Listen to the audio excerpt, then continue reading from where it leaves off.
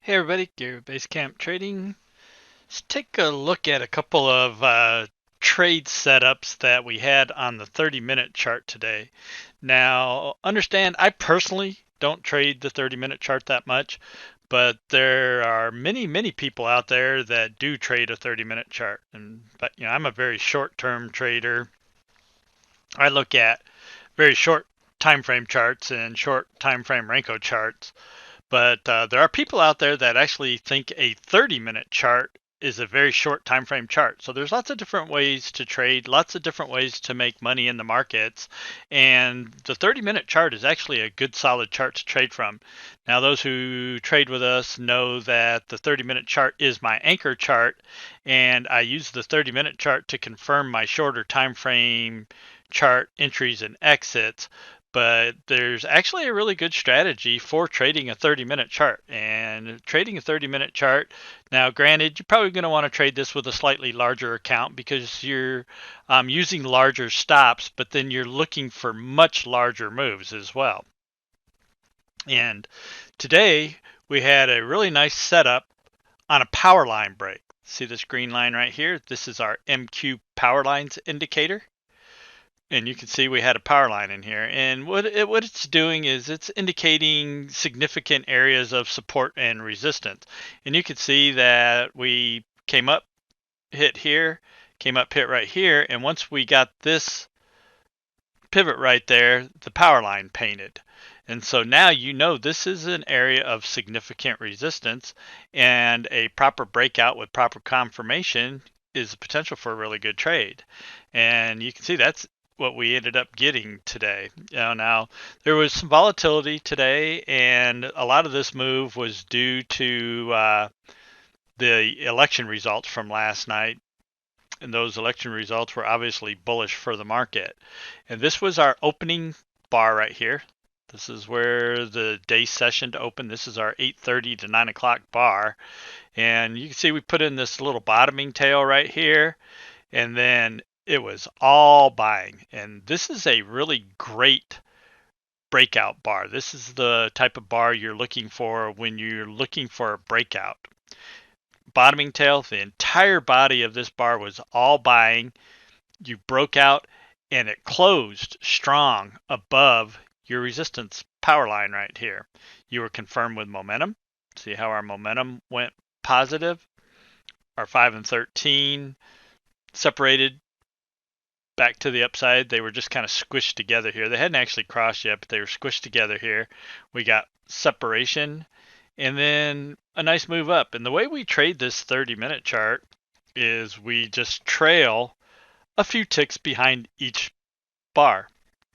And again, if you're trading the 30-minute chart, you're probably going to want to trade this with a slightly larger account because, again, your stops are large. On this breakout, your stop goes down at the bottom of this bar, and that's a big stop. But then we just start trailing a couple of ticks below each bar, and you can see you never got stopped out until you got all the way up here.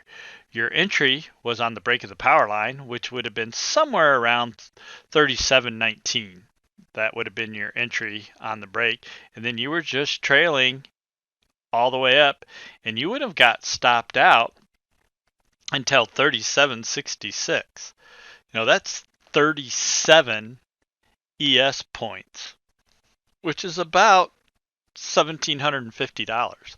So now, granted, you had a bit of a risk because your initial risk was under this bar at 36.95. So you had some risk on this. Your entry again was the break here at 37.19. Your stops down here at 37, basically 37.95. So, again, you had some risk on this trade on your initial breakout. Now, you're probably not going to let it come all the way back to that if you're trading this anyways.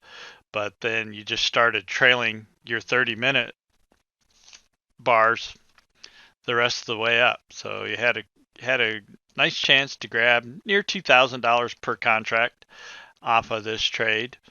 And then you can see on our VSI, we were starting to paint dots right here.